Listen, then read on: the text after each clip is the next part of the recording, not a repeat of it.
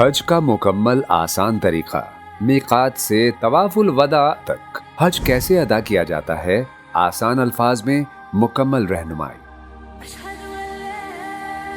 हज सिर्फ एक सफर नहीं बल्कि अल्लाह के घर की हाजिरी है।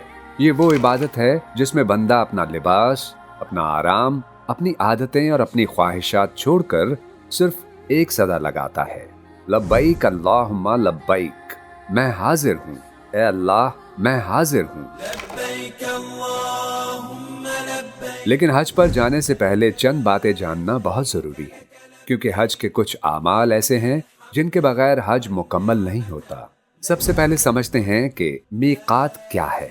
मीकात वो खास हद है जहाँ से हाजी या उम्रा करने वाला एहराम की नियत करता है और तलबिया शुरू करता है। पाकिस्तान, हिंदुस्तान, बांग्लादेश, अफगानिस्तान, यमन और चीन की तरफ से आने वालों का मीकात मकाम सादिया है, जो मक्का मुकर्रमा से तकरीबन 92 किलोमीटर के फासले पर है। आजकल अक्सर लोग जहाज से हज या उम्रा के लिए जाते हैं, इसलिए बेहतर यह है कि एयरपोर्ट से ही एहराम का लिबास पहन लिया जाए। लेकिन हज या उम्रा की नियत और तलबिया मीकात के करीब पहुंचकर शुरू किया जाए। जहाज में उमूमन मीकात आने का ऐलान कर दिया जाता है। ये बात खास तौर पर याद रखें, जद्दा पहुंचकर एहराम बांधना दुरुस्त तरीका नहीं, क्योंकि जद्दा मीकात के बाद आता है।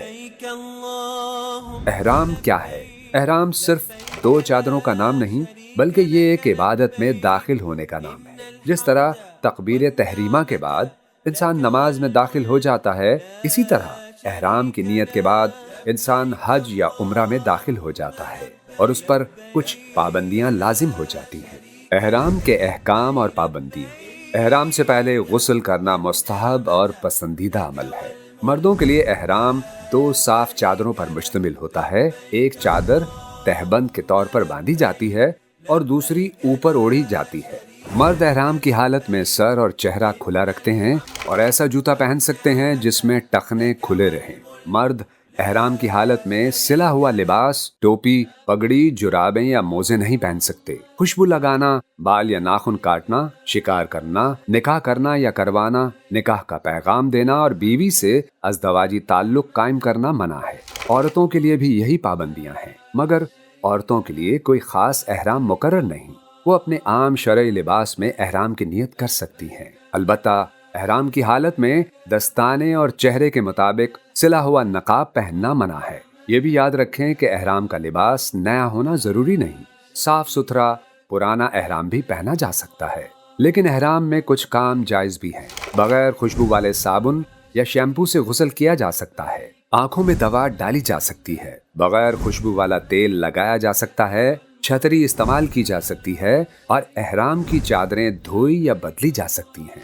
अब आते हैं हज की सबसे खूबसूरत सदा यानी तलबिया की तरफ। हाजी मीकात से गुजरते हुए ये अल्फाज पढ़ता है, ए अल्लाह मैं हाजिर हूँ, तेरा कोई शरीक नहीं, तमाम तारीफें, नेमतें और बादशाही तेरे ही लिए हैं। 8 ज़िल हज को हाजी हज की नियत करता है, एहराम बांधता है, तलबिया पढ़ता है और मिना की तरफ रवाना हो जाता है। मिना में हाजी जोहर, असर, मगरिब, इशा और फजर की नमाजें अदा करता है। जोहर, असर और इशा की नमाजें कसर पढ़ी जाती हैं। फिर आता है हज का सबसे अहम दिन यानी 9 ज़ुल हज, यौम अरफा। ये वो दिन है जिसमें हाजी मैदान अराफात में वकूफ करते हैं। अरफात में वकूफ हज का बुनियादी रुकन है। अगर कोई शख्स अरफात में वकूफ ना करे तो उसका हज नहीं होता। ये दिन दुआ, तौबा, इस्तग़फ़ार और अल्लाह से मांगने का दिन है। मैदान अरफात में जोहर और असर की नमाजें जमा और कसर करके अदा की जाती हैं। सूरज गुरूब होने के बाद हाजी मगरिब की नमाज पढ़े बगैर अरफात से मुज़दलिफ़ा रवाना होता है। मुज़दलिफ़ा पहुंचकर मगरिब और इशा की नमाजें इकट्ठी अदा की जाती हैं। हाजी मुज़दलिफ़ा में रात गुजारता है, फजर की नमाज अदा करता है, दुआ करता है और सूरज तुलू होने से पहले मिना की तरफ रवाना हो जाता है। फिर आता है 10 ज़ुल हज, यौमुन नहर। इस दिन 4 अहम काम किए जाते हैं।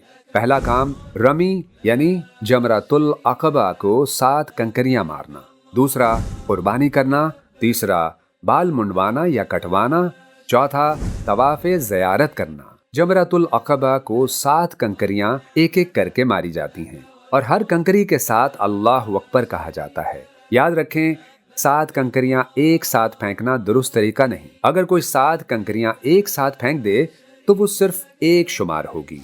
रमी के बाद कुर्बानी की जाती है।